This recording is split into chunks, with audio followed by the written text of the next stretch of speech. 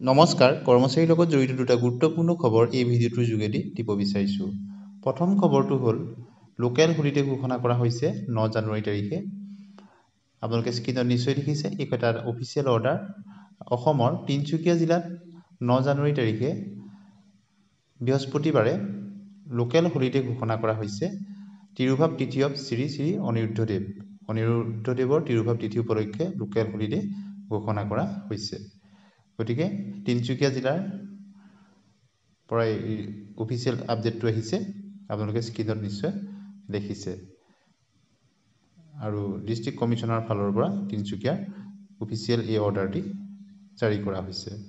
গতিকে 9 জানুৱাৰী তাৰিখত তিনিচুকীয়া জিলাৰ বন্ধ থাকিব আৰু ইমাৰ্জেঞ্চি পৰীক্ষাৰ লগত জড়িত বা অন্যান্য সেৱাসমূহ খোলা থাকিব। দ্বিতীয়টো খবৰ আহিছে ডিএ বৃদ্ধি সম্পৰ্কত। নতুন বছৰত জানুৱাৰীত যি ডিএ বৃদ্ধি হ'ব, সেই সম্পৰ্কত নৱেম্বৰ মাহৰ যিটো কনজিউমাৰ প্ৰাইচ ইণ্ডেক্স, তাৰ সূচকাংক প্ৰকাশ পাইছে। আপোনালোকে নিশ্চয় জানে, পূৰ্বৰ সূচকাংক অনুসৰি 3% ডিএ বৃদ্ধি হৈছিল, 53%। এতিয়া পৰৱৰ্তী ডিএ বৃদ্ধিৰ কাৰণে ডিচেম্বৰ মাহলৈকে সূচকাংক চোৱা হ'ব। আৰু আপোনালোকে স্ক্ৰীনত নিশ্চয় দেখিছে, এইখন এখন অল ইণ্ডিয়া কনজিউমাৰ প্ৰাইচ ইণ্ডেক্সৰ অফিচিয়েল এটা আপডেট।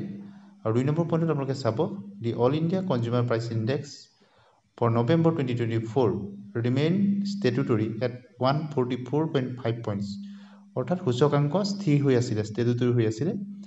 আৰু আপোনালোকক স্ক্ৰীনত দেখাম, ইয়াৰ ফলত জানুৱাৰী মাহত কিমান শতাংশ ডিএ বৃদ্ধি হ'ব। যিটো DA calculator, online DA calculator, আপোনালোকক সেই কথাটো দেখাম।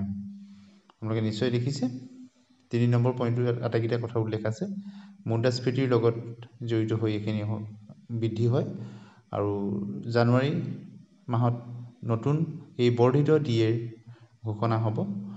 প্ৰকৃততে এপ্ৰিল মাহত ঘোষণা হয়, জানুৱাৰীলৈকে হিচাপ হ'ব। গতিকে এই হিচাপত নৱেম্বৰ মাহলৈকে সূচকাংক আপোনালোকে অনলাইনত দেখিছে 144.5 থকাৰ কাৰণে এতিয়া বৰ্তমান 55.54 হৈছেগৈ।